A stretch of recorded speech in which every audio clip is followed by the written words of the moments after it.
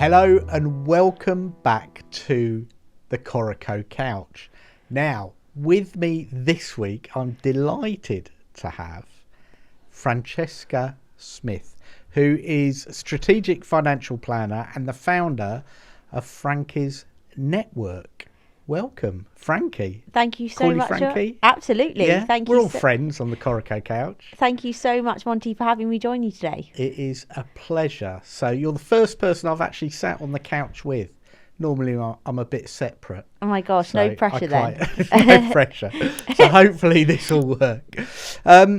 So what I want to do to start off is just give me a bit of a story and background behind Frankie's Network and what inspired you to start it. What's it all about, Frankie? Yeah, absolutely. So I've been a financial advisor for over 8 years. Yeah. And I was working before at a boutique financial planning firm in the city. As I'm sure you know from your experience working with financial advisors, not often do you meet a female financial advisor. So I worked at a fantastic firm, but I was the only female financial advisor in the firm. Wow. And there was a lot of kind of shooting days, cricket, football, that sort of stuff for the client entertainment. And I sort of spent my time there thinking, you know, this is brilliant. I'm having great exposure, but what could I be doing a bit differently? And I saw a gap in the market for women in particular, and the way that women were being empowered to take control of their finances. So what I did when I was at that firm was launch an investment club. Yeah. And I did it into various different private members clubs around London. Just getting people to talk about finance and opening conversation. And it really took off. It kind of snowballed into something that I didn't envision. And I was getting more and more referrals of clients. We started doing events that were sponsored, had amazing partnerships. And so I turned that into something which is now called Frankie's. And we have amazing sponsors. So Boodles, the jeweler. We've just launched an art club with Bonhams. Oh, wow. So, you know, UBS did sponsored our female founders dinner series. Yeah. So loads of great names. Coreco, you know, delighted to be working with you on the, you know, from a membership, etc. Yeah. And really the whole premise of Frankie's is about encouraging women to have the confidence to be bold with the financial decisions they're making. And from there, fast forward to today, so that launched back in January 2023. And then in February of last year, I went one step further and launched my own wealth management business called FSWM. And I did that because I saw all this growth from Frankie's, and I thought, gosh, the golden nugget is the wealth management, which I was doing into the previous firm. And I felt like an entrepreneur doing the splits. Yeah. Kind of had a taste of running my own thing, and then I was employed, and I was like, gosh, you've got to jump off the cliff. So here we are. We've got the Frankie's membership, we've got the wealth management business, and I still had the itch to scratch. So in the summer, we launched a trust and estates business doing all things inheritance, tax planning, wills, etc. So hopefully you've got something. Fingers in all sorts of pies, Frankie. I know, I can't stop. I think my board are like, please, no more for now. So it's really interesting. Have you always found that women have a very different relationship to money as opposed to men? Because we're all British, and actually the Brits don't like talking about money generally. But is that even more so with women? I think that's a really interesting question, because initially when I started out, I was kind of, you know, the industry tells you that women are risk averse, or we don't understand, or, you know, that which we don't... is sexist in itself, let's exactly, face it. Yeah. And I find it very patronising. Yeah. And I wanted to look into that more. And what I found on this journey is actually, I think we're all just time poor. and you kick things down the road that maybe Yeah. don't interest you as much. Personal admin, financial admin, all kind of fall into this camp along with other things. And I think that often it's not just a women problem, it's all of us being time poor. That said, I do think there are some differences. I think that men often like to give the impression that they're super confident and, you know, they're quite gun-ho, and, you know, not meaning to stereotype too much, but there's a more kind of throw yourself in, worry about the risks later.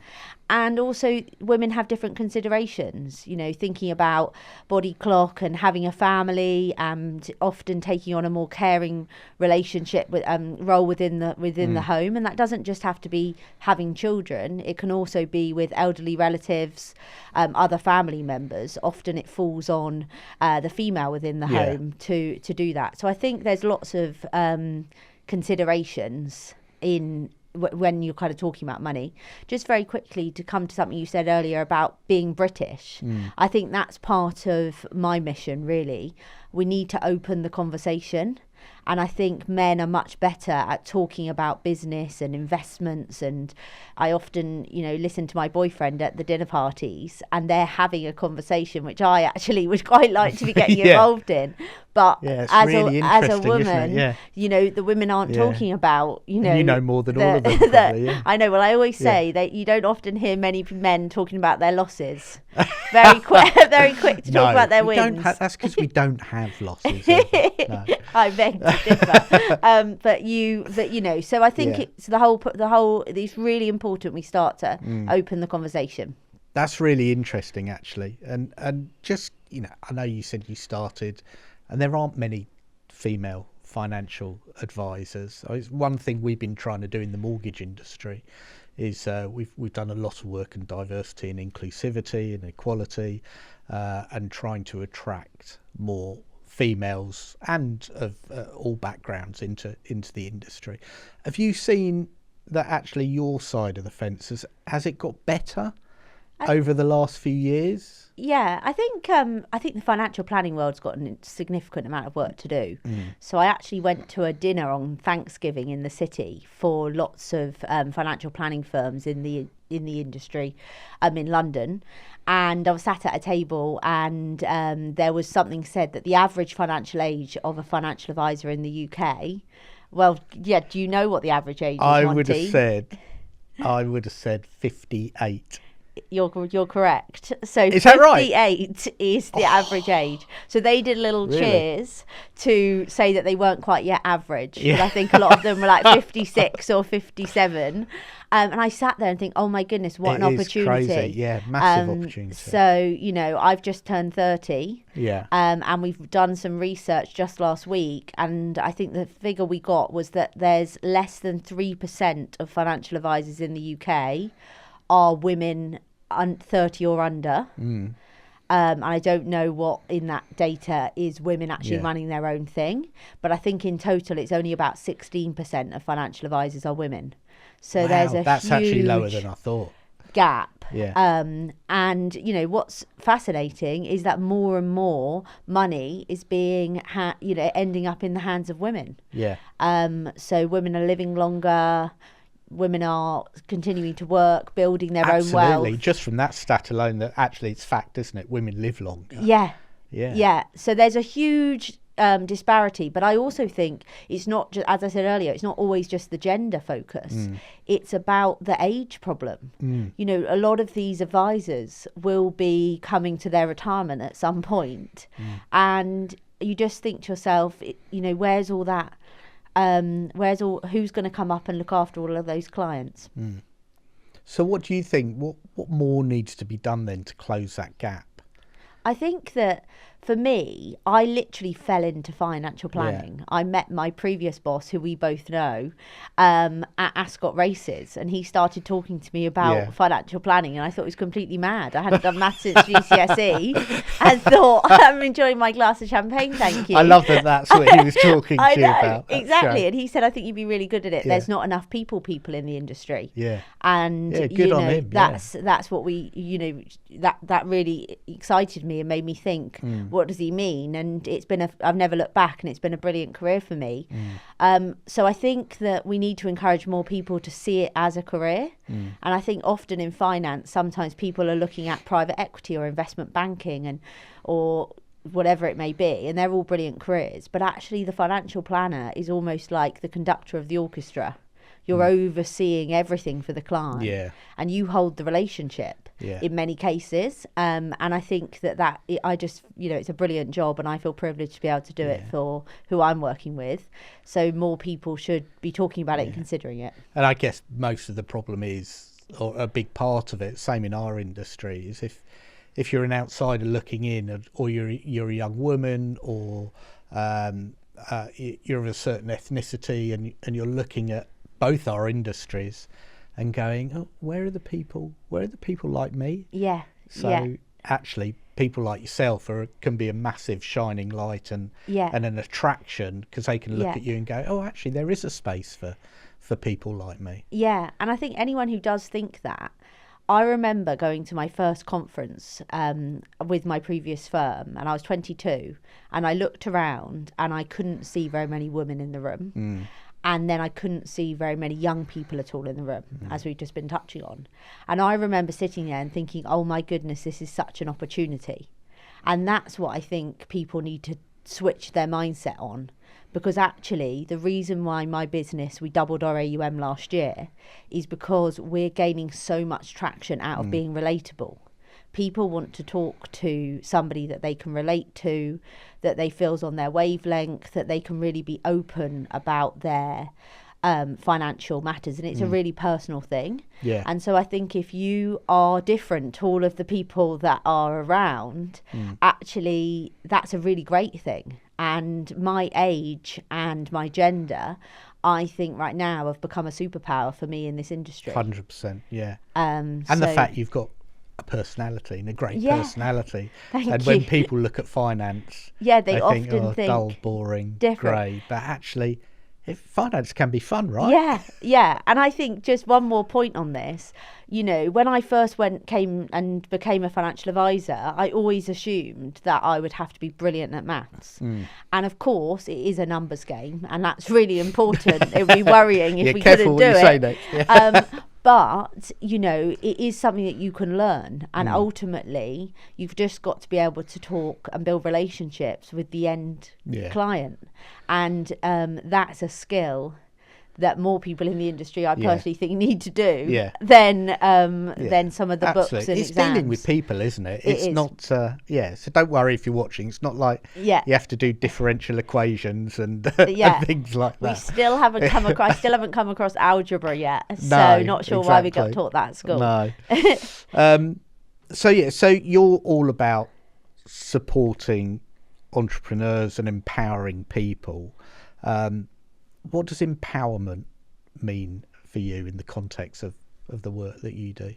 So I think for me, empowerment is about giving somebody the confidence to follow whatever they want to do. And I think for me, I've always seen money to be an enabler. It gives you choice. And that could be choice to leave a situation which isn't serving you, choice to do something different, choice to do good rather than feeling like you're on the hamster wheel of the corporate world, whatever it may be. And I think for me, it's about empowering people to have the confidence to do what they want to do. And a lot of it stemmed, I lost my mum when I was 22 and she was in her mid-50s. And it really taught me at that point how precious life is. And that you just got to live. And sometimes I think I have a bit of a contrarian view to what a lot of people expect of their financial advisor, because often when you speak or you think you're speaking to a finance expert in this field, people are often talking about pensions and the need to save for the future, which is really important. But people like my mum didn't get to reach a retirement. And so I think it's about balancing that, having fun now, and also thinking about the future. And for me, I have a saying, make your money work as hard as you do to earn it. And by doing that, I'm meaning make it work for you. Make it so that you can have opportunity and choice and do the things that you want to do. So for me, that's the definition of empowerment. Love that. So on there. my mum also passed away when she was 50. Okay. So yeah, it's quite interesting, Yeah. isn't it? How you suddenly get, because I was 20, I guess, at the time, and yeah, you don't really think about money or anything Yeah. like that before. Yeah. But then helping my dad and trying to Yeah. see things and It how it really, works, it opens your eyes. yeah, definitely. And actually, what's been quite interesting for me, and I'm sure if my dad ever ends up listening to this, he won't mind me saying this, but my mum was the driving force of the finances. Right. Okay. Yeah. And it was, my dad had his own business, entrepreneurial, Yeah. but he didn't have a clue where anything was. And seeing my dad, who I'd never seen in like a position of weakness before, Yeah. suddenly being vulnerable to the fact that he actually didn't know Yeah. a lot of stuff was really quite difficult when I was younger. But now it makes me realise that, that's a very unique position. And a lot of women are being left where they haven't had any handle on the finances. And it's very vulnerable for the person who's left behind absolutely. to have to navigate great these things. point. Yeah. And that's why, having conversations like this and getting couples to talk is real focus of mine. Yeah.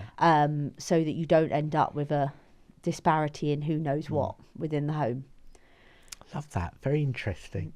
Very interesting. God, we could talk for hours about that, but I won't go into that. So in terms of your Frankie's network, I know that addresses a lot of other issues as well that a lot of entrepreneurs deal with. Some of them, they're not just specific to women, but burnout, imposter syndrome, which I think we all feel from time to time, and self-doubt. How do you discuss that type of stuff and help people?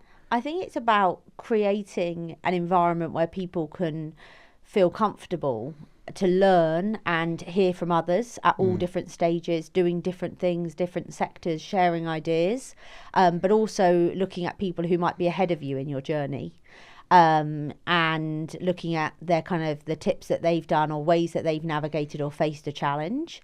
And that's what I love about the Frankie's community, is it's bringing all sorts of different people from those different industries together, which I think people find really helpful. I think that a lot of these things are really personal and people face them in different ways. So it's just about opening conversation, and I sound like a stuck record, but it is about talking and meeting like-minded people that I think is so important. But we've done so many different events on we had a very popular event last year on how to negotiate a pay rise. For example, because women notoriously don't put themselves forward in the same way. And it was really interesting. We had some very senior people from different banks and also 2 CEOs just talking about, one, now you're in a senior position, what do you want to see from somebody coming in to ask for, to progress, but also how did they do it? And I think just having those sorts of conversations was really beneficial for the audience. There's always something you can take away. And do you find women in those senior positions suffer more than most from things like imposter syndrome, or still feel I have to work twice as hard than the average man? Yeah, I think it's really interesting. I think you get different types of women, because I think there are some women who are almost like change themselves into behaving like a man. And they become very hard and very, they're kind of my worst type of woman, because they really behave in a way that overcompensate and that can be very difficult. And I think in today's society that's the wrong message to be sending to the next generation coming up. But I also think over the last few years we've seen a lot more senior women and amazing women who've done brilliant things, showing a different side and being very open about the difficulties and the challenges, and particularly if you're a working mum, how do you navigate all of these things? And I think there's something that Sherry Blair once said that stuck with me about how you can't have everything. You can have everything, but you can't have everything at the same time. So you have to pick kind of what you want. And it's really important, because I think if you can accept that something's going to have to give, and you make your choice as to what that is, it's a lot more manageable to in your mind, rather than thinking. I think nowadays, particularly with social media, we're made to feel like we can be superwoman every day, and you're I know the social best media. person. I know. You know, and it's impossible. Look at me dealing with everything so easily. Yeah, exactly. The truth is something very different. Yeah. And I think that we need to be more open about that. Yeah. But what I do feel excited about is we're seeing so many more women creating things, building their own businesses, getting really senior positions within their jobs. And I think that we offer a lot to organisations. And also people like yourself, Monty, giving me the opportunity to come today, being a champion of everything that we're doing and supporting women is so important. I think it's not just women, it's about the allyship as well, that can help us to hopefully be much further forward over the next few years, because there is still a lot of work to do. There's a lot of work to do. We've tried very hard in our industry. We've got some fabulous women in our industry, some very high up in lenders, on the banking side, some wonderful female entrepreneurs in the mortgage broking industry now. But yeah, it's still a work in progress. Yeah. And the nice thing to see now is exactly what you've just said. A lot of them now do feel that they can be more authentic and bring their authentic selves to work, rather than having to pretend to be someone. And one thing I've learned is talking to CEOs or owners of businesses, or people who are very high up of both sexes, is everyone's got imposter syndrome. Yeah. We all have. Yeah. Almost every single leader I've spoken to talks about imposter syndrome at some stage or other. Yeah. And it's nothing to be ashamed of. It's just, it is normal. Yeah. And it's surprising if you just reach out and talk to other people. Yeah. I think for me, one of the biggest things I've learned recently is I always thought that everyone had a plan, and that you knew kind of, when you start a business, plans you have a change plan. every day, yeah. It just changes the whole Yeah, time, that's right. and I'm winging it, and you're growing and you're building and you're pivoting. And I think when you're in an exciting stage of your growth, it's just constantly changing all the time. But I think sometimes people can get held back by wanting to be too rigid in their structuring. Totally and you can end up having all the great ideas written down, but you can't execute it. And actually, you've got to be able to keep pushing through. Yeah. What are some of the biggest lessons that you've learnt along the way that you want to pass on? I think my biggest lesson is just being, continuing to be a really good communicator. And somebody once said to me, deliver bad news quickly. And it really struck me. And I always think if there's anything negative happens or something bad happens, just be honest about it, deliver that news quickly and find solutions. So I think that's been something that has really stuck with me. I think my biggest challenge so far has been trying to navigate kind of the various different hats I wear, and finding time and making sure you're putting time in the right places, and building a team. I was an employee at the firm I was at, and although I had responsibilities, I didn't manage lots of people, and that is a whole job in itself, and it's very rewarding but also very time consuming. So I think that I'm very much in my infancy, as I say, winging it slightly, but I feel like every day you're learning new things. But that's probably been my biggest lesson. Lovely. And have you got one book or resource you would recommend to every entrepreneur? Oh my goodness, big question. Or have you not written it yet? So I haven't. Well, I'm always seeking. New books and things to look at. Yeah. I have to say, and it's very cliche, but I really do like listening to Stephen Bartlett's Diary of a CEO. Okay. And I think some of the conversations that he has are fascinating. And you just, it really resonates that you have, people who've done amazing things, and they all share such similar stories of things that you and I can think, we can really relate to that. Yeah. And I think it's interesting to be able to learn from them and realise that we're all in the same in the same boat in many Yeah. ways, just with different levels of noughts on the end of our businesses. But you just got to keep going and keep fighting on. That's brilliant. Thank you so much, Frankie. I've really enjoyed that. And I'm sure everyone listening or watching has as well. If you are looking for a career, you young female, then finance can be fun. There is a place for you in the financial planning, financial services, mortgage broking. The industry will welcome you with open arms, and it's a good place to be. So thank you very much for watching. Thank you to Frankie. Thank you, Monty. And tune in next time to see who is next on the Coreco Couch.